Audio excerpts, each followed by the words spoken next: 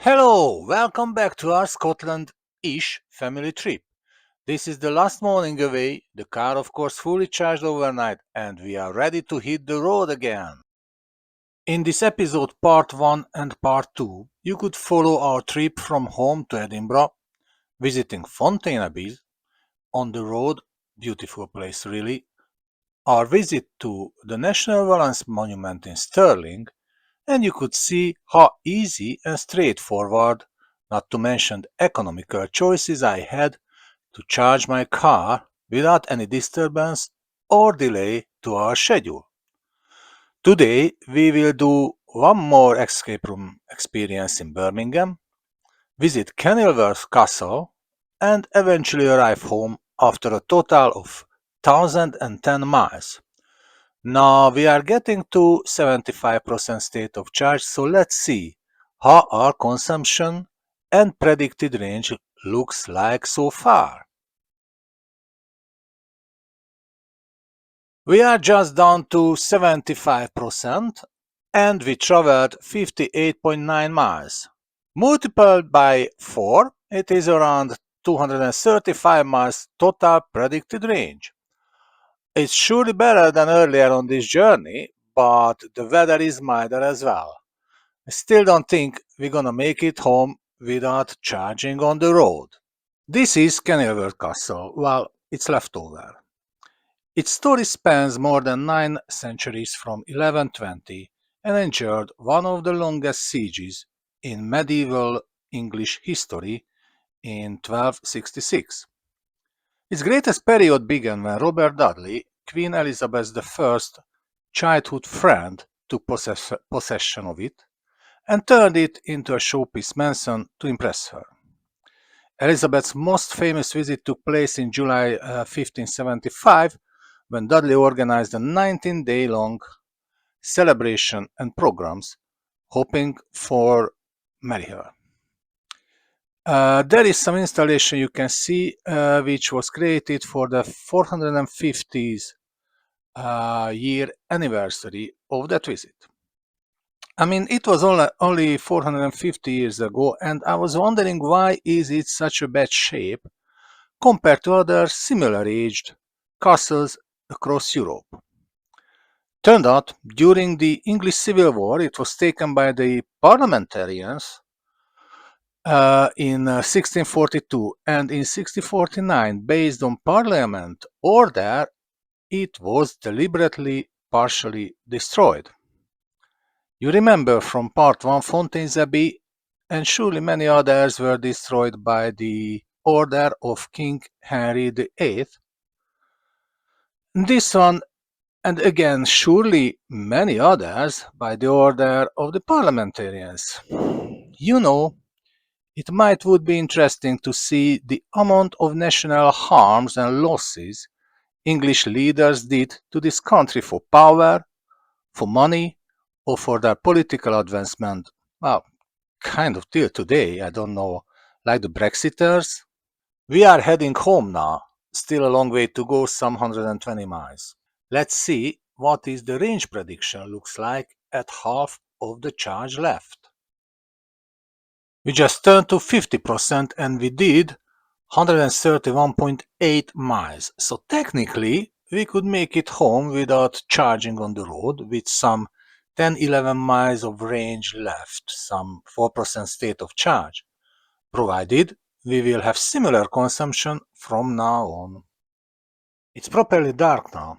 We are on the M25. The traffic is kinda heavy. So let's see our consumption. We have the quarter of the battery left and we did 199 miles.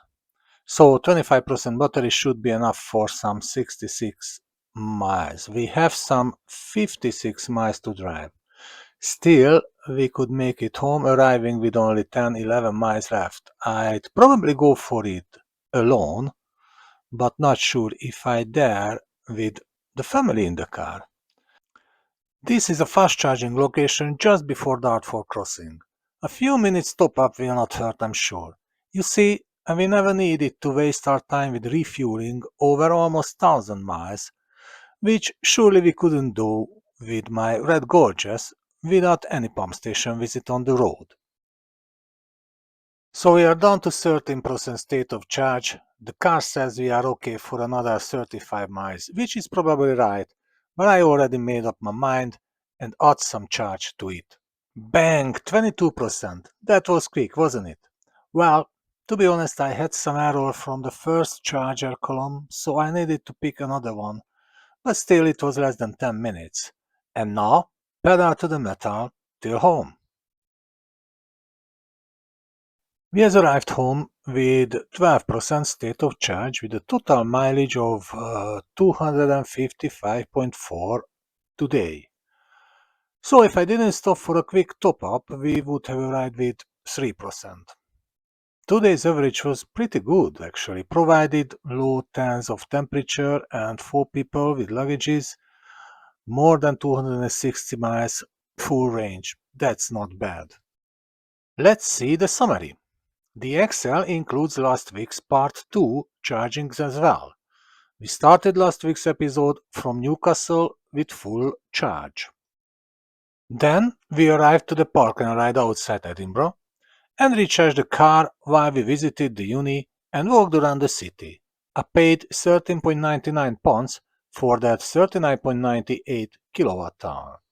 Our next charging stop was just south of Glasgow at Hamilton, where we had lunch and charged up the car in the meantime for £22.97 with 33.73 kWh. We arrived to our last night hotel with 15% state of charge where we got 64.31 kWh for free. I explained in my previous 950 miles Scottish trip how it works at this hotel. And finally I added 5.92 kWh for £5.24 at the charging point just before Dartford crossing. We arrived home with 12% state of charge and it costed me less than £5 to fully charge my car with 72 kWh.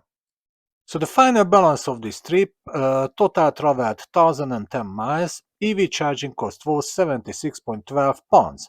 The same journey with a diesel based on HMRC would be £131.2, so the EV saved me £55.12. So far since the first long trip I did more than 4300 miles with many public charging and saved £233.26 driving an EV compared to the diesel. Don't forget, these are only the trips where I needed to use public chargers, and according to the anti-EV brainwashers, it's supposed to be way more expensive. Again, it isn't the end of the story, the cold weather starts to bite just now. Having said that, next week I will go to Coventry, a journey which I could complete easily in the summer without public charging.